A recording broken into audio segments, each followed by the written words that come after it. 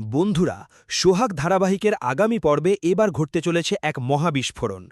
যে সত্যিটার জন্য আপনারা অধীর আগ্রহে অপেক্ষা করছিলেন, এবার সেটাই সবার সামনে আসতে চলেছে। আসল কালপ্রিট ডিনা এবার নিজের পাতা ফাঁদেই নিজে ধরা পড়তে চলেছে, আর তার সমস্ত মুখোশ টেনে হিচড়ে সবার সামনে খুলে দিতে চলেছে স্বয়ং সোহাগ।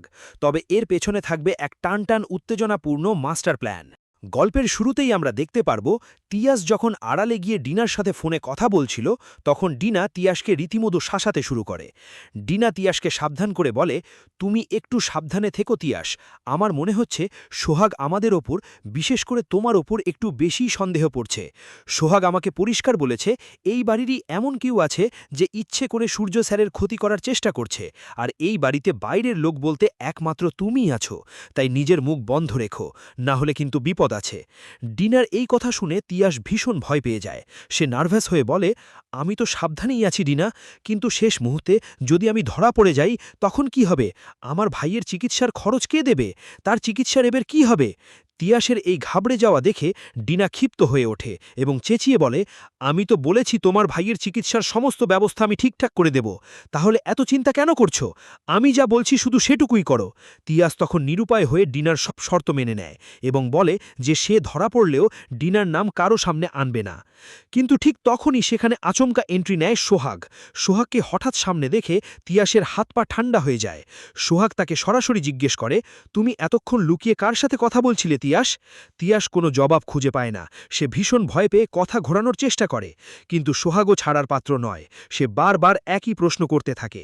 তিয়াসের দেওয়ালের পিঠ ঠেকে গেলে সোহাগ তখন নরম সুরে তাকে বোঝায় এবং বলে, তিয়াস, তুমি যার কথাই শোনো না কেন, তোমার ভাইয়ের চিকিৎসার দায়িত্ব আজ থেকে আমার। আমি ওর সব খরচ চালাবো, কিন্তু দয়া করে তুমি সত্যিটা বলো, কে তোমাকে দিয়ে এই বাড়ির এত বড় ক্ষতি করাতে চাইছে? সোহাগের এই সহানুভূতির কাছে তিয়াস আর নিজেকে ধরে রাখতে পারে না। সে কান্নায় ভেঙে পড়ে সোহাগের সামনে সমস্ত সত্যি কথা স্বীকার করে নেয়। তিয়াস জানায় যে ডিনাই তাকে দিয়ে এই সমস্ত নোংরা কাজ করাচ্ছিল। সব শুনে সোহাগ তিয়াসকে একটা মাস্টার প্ল্যান বুঝিয়ে দেয়। সোহাগ বলে, তুমি যে আমার কাছে সত্যিটা স্বীকার করেছ, এটা যেন ডিনা কোনোভাবেই জানতে না পারে। এবার ডিনাকে তার নিজের চাল দিয়েই কুপকাত করতে হবে, আর এই প্রমাণ জোগাড়ের কাজটা তোমাকেই করতে হবে তিয়াস। তিয়াস প্রথমে ঘাবড়ে গিয়ে বলে, না না সোহাগ, এটা আমি করতে পারবো না, ডিনা জানতে পারলে আমাকে শেষ করে দেবে।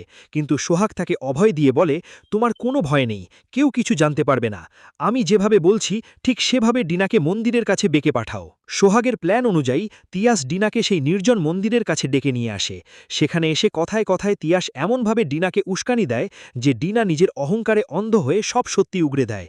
ডিনা নিজের মুখে স্বীকার করে ফেলে যে সূর্যকে ওই বিষাক্ত ওষুধটা খাওয়ানোর মূল পরিকল্পনাকারী সে নিজেই ছিল। আর ঠিক তখনই আড়াল থেকে সোহাগ তার মোবাইলে ডিনার এই জবানবন্দি পুরোটা রেকর্ড করে ফেলে। এরপরই আসে সেই কাঙ্ক্ষিত এবং ধামাকা মুহূর্ত। এই অকাট্য প্রমাণ হাতে নিয়ে সোহাগ সোজা হাজির হয় মল্লিক বাড়ির সবার সামনে। সেখানে মল্লিক মশাই সহ পরিবারের সবাই উপস্থিত ছিলেন। সোহাগ বুক ফুলিয়ে সবার সামনে দাঁড়িয়ে বলে, আপনারা এই বাড়ির সবাই মিলে আমাকে চোর বানিয়েছেন, আমাকে দোষারোপ করেছেন যে আমি নাকি সূর্য স্যারকে মারতে চেয়েছিলাম, কিন্তু আজকে আমি প্রমাণ করে দেব যে আমি নির্দোষ। আর যে আসল অপরাধী, যে সূর্য স্যারকে সত্যি সত্যি মারতে চেয়েছিল, তার আসল চেহারাটা এবার আপনাদের চোখের সামনে আসবে। এই বলেই সোহাগ তার ফোনের সেই ভিডিও রেকর্ডিংটা অন করে সবার সামনে ধরে। স্ক্রিনে ডিনার সেই শয়তানি রূপ আর নিজের মুখে অপরাধ স্বীকার করার দৃশ্য দেখে মল্লিক বাড়ির সবার পায়ের তলা থেকে মাটি সরে যায়।